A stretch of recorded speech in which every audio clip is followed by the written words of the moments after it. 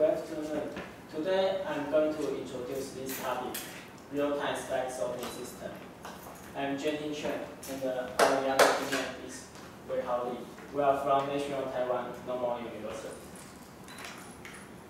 This is an outline of my presentation. My talk is divided into 4 parts: motivation, introduction, circuit architecture, and performance evaluation.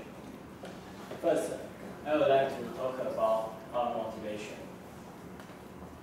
There are many people living in an inconvenient life. Some simple actions, like drinking a cup of coffee, may be not easy for them. To improve their life, the artificial liver may be helpful. But here comes the other issue. How can he control the artificial liver? Can he control the artificial liver only by thinking? The answer may be yes. So, this is an interesting issue. We want to convert the thought into actions. But how can we convert the thought into actions? Extracting information from specs is an essential step to convert the thought into the actions. And spec sorting is a common approach to extract the information from specs. That's the reason why we want to implement the spec sorting system. Next, I will introduce the spec sorting system. First, we need to know what is spec. A spec is a sequence of action potentials generated by neurons. This figure shows an example of spec. Whenever people has a thought, his or her brain will generate a spec chain. And based on the spec sorting system, we are able to extract some essential information about his thought. And based on this information, maybe we are able to perform the probable actions. To implement spec sorting, there are 2 approaches, non-implantable and implantable. But drawback of the non-implantable approaches is easy to get infected and it's difficult to move. And implantable approaches can solve these problems of the non-implantable. So that's the reason why we need to implement the spec sorting system in hardware. How to obtain the spec? We got to put the probe. And as shown in this figure, every neuron has its own spec. And the signal observed from a probe is actually a summation of specs from different neurons. The goal of spec sorting is to group the specs from the same neuron together. Then maybe we are able to perform the probable actions. Spec sorting includes 2 steps. The first is feature extraction. Extract the features of input specs. The second is clustering. Group the specs based on the feature vectors. And in the feature extraction, we use the generalized Hebbian algorithm to find principal components as features. In the clustering, we use the fuzzy sequence algorithm for unsupervised clustering. But why we need feature extraction? Here are 3 specs generated without noise. We can recognize there are different specs, but specs always generate with noise. Then they look the same. So it is difficult to perform clustering in a time domain, especially when noise is large.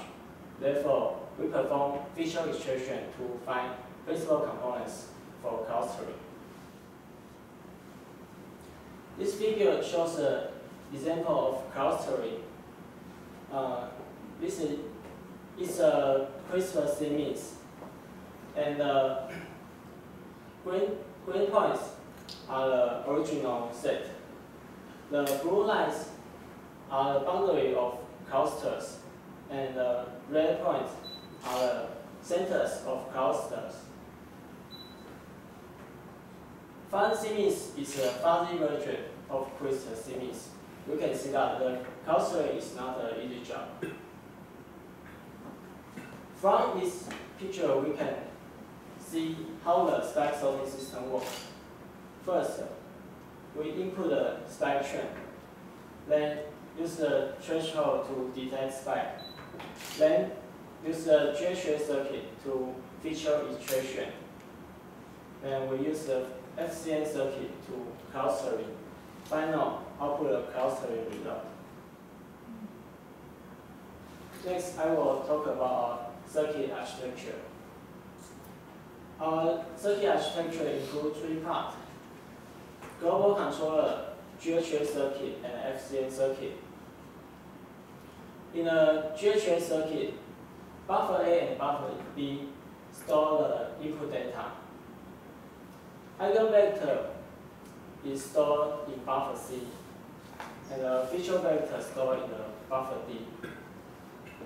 PCC unit used to compute the principal components, and the SW unit used to update the weight.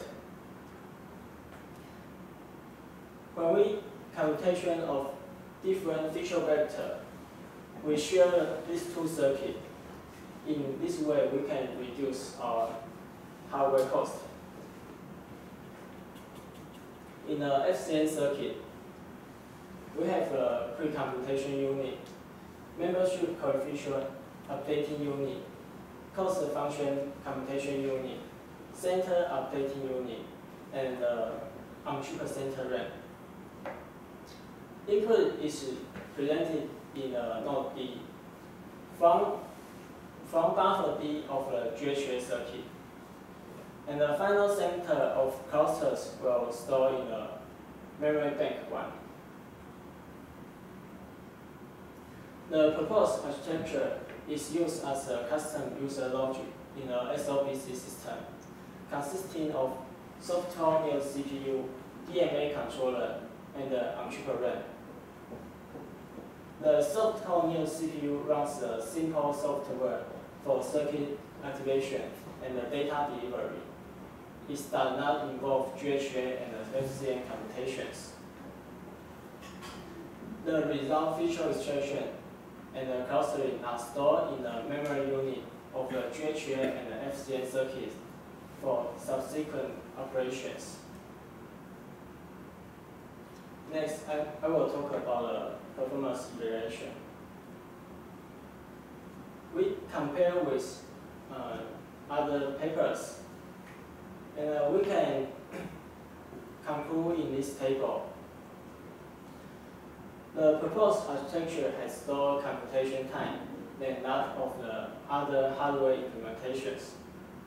In fact, because the computation time of the proposed architecture is only 4.846 milliseconds, the circuit is able to perform the feature extraction for 12,381 channels per minute. And this table will conclude the power distribution of our system. We can see that the total power consumption at 50 MHz is 284.5 milliwatt. And the power density of the system is 29.6 milliwatt per centimeter square. For an implantable spike sorting device, the power density is an important concern. It is recommended that the power density should be below 62 milliwatt per centimeter square, so that the potential brain damage can be avoided. The proposed spike sorting system has power density below 62 milliwatt per centimeter square.